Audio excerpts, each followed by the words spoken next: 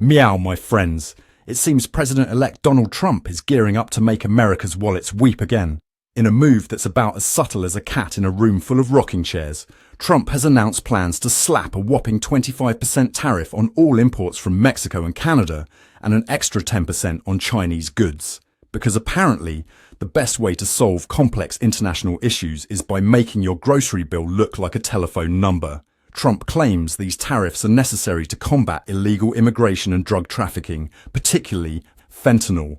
He's declared on Truth Social that this tariff will remain in effect until such time as drugs, in particular fentanyl, and all illegal aliens stop this invasion of our country.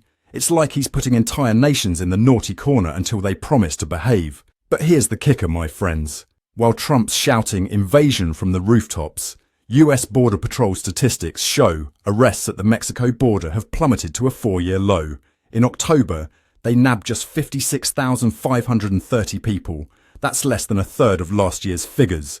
It's like yelling fire in an aquarium, isn't it? And speaking of swimming, you might want to start me out if you're planning to buy anything imported after January 20th, 2025. That's when these tariffs are set to kick in. And economists are warning it could lead to price hikes faster than you can say, make America's wallets weep again.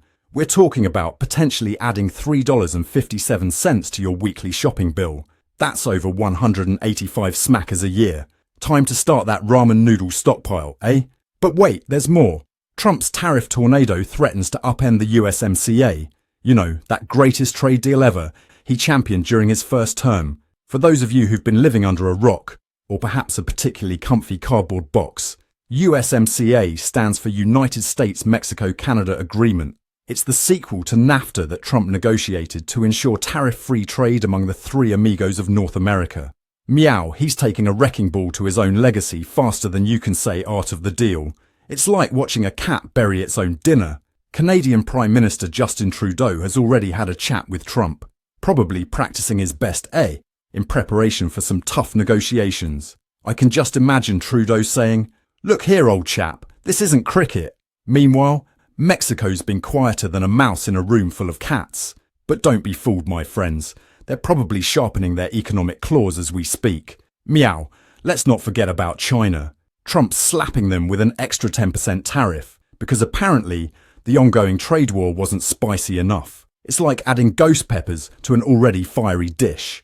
Hope you've got your economic antacids ready. This move could turn the global economy into a game of financial Jenga. One wrong move, and it all comes tumbling down. Scott Bessent, Trump's pick for Treasury Secretary, is all for these tariffs. He sees them as the Swiss army knife of foreign policy, because nothing says let's be friends like slapping a tax on your neighbour's exports, right? Bessent argues that tariffs can pressure allies to increase defence spending and open their markets to US exports. It's like trying to make friends by charging them an entrance fee to your birthday party. Oh, you want to trade with us? That'll be 25% of your lunch money, please. But here's the real head-scratcher, my friends. Despite Trump's claims about a drug invasion, fentanyl seizures have actually skyrocketed under the Biden administration. In fiscal year 2024, a whopping £21,900 were intercepted. That's compared to a measly £2,545 in 2019 during Trump's presidency. It's like complaining about a leaky faucet while ignoring the flood in your basement. The Institute of International Finance is warning that these tariffs could make inflation hotter than a MAGA rally in July. Tim Adams, the IIF's CEO, says we could be looking at higher inflation and interest rates. It's like Trump's trying to turn the economy into a game of financial hot potato. And guess who's left holding the spud when the music stops? That's right, it's us, the consumers. Meow, it's worth noting that this isn't the first time tariffs have been used as a political cudgel. Back in the 1930s, the Smoot-Hawley Tariff Act was passed, which many economists believe exacerbated the Great Depression. It's like we're dusting off the old tariff playbook. You know what they say? Those who don't learn from history are doomed to repeat it. And apparently, those who do learn from history are doomed to watch others repeat it while facepalming so hard they leave a permanent mark. In the grand tradition of unintended consequences, these tariffs could end up hurting the very industries they're meant to protect. American companies relying on imported materials could see their costs skyrocket potentially leading to layoffs faster than you can say trade war. It's like trying to fix a broken leg by shooting yourself in the foot. The automotive industry, for instance, might find itself in a right pickle. Imagine trying to sell a car that costs more than a house, and not just in San Francisco. And let's not forget about our farmer friends. They might find themselves caught between a rock and a hard place, or should I say, between a tariff and a retaliatory measure. If China decides to hit back by targeting US agricultural exports, we might see soybeans become more valuable than gold. Get ready for the new American diet. Air sandwiches and imagination soup.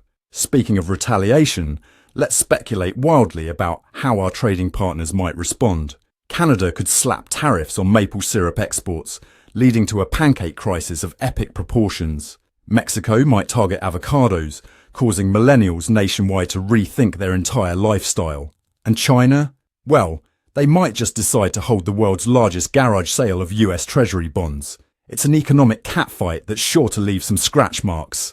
Meow, let's take a moment to explain how tariffs work, shall we? Despite what some might think, it's not the exporting countries that pay these taxes. Oh no, my friends, it's us, the consumers, who end up footing the bill. It's like going to a restaurant and being charged extra for using their plates. Sure, you could eat with your hands, but where's the fun in that? And here's a jolly good question. How might these tariffs affect Trump's relationship with his base, especially farmers and manufacturers? It's a bit like watching a magician saw his assistant in half, only to realise the assistant is actually himself. Will his supporters stand by him as their bank accounts shrink faster than a wool sweater in a hot wash? As we wrap up this economic roller coaster, let's not forget the global implications. While Biden was playing nice at APEC, shaking hands and kissing babies, or perhaps the other way around, Trump's gearing up to turn international trade into an episode of The Apprentice. You're tariffed. It's enough to make one wonder if we're heading towards a future where countries trade insults instead of goods. So there you have it, my friends. Trump's ready to make America's wallet lighter than a politician's promise at a fundraiser.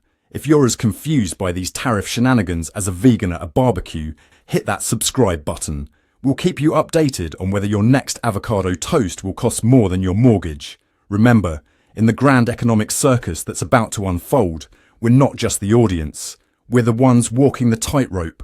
So buckle up, keep your arms and legs inside the economy at all times, and maybe consider taking up a new hobby, like growing your own vegetables or learning to love the taste of air. After all, in Trump's America, the only thing that might be free is the hot air coming out of Washington. We'll be back with more stories soon. I'm Ron DeParmesan, reporting for Newscats.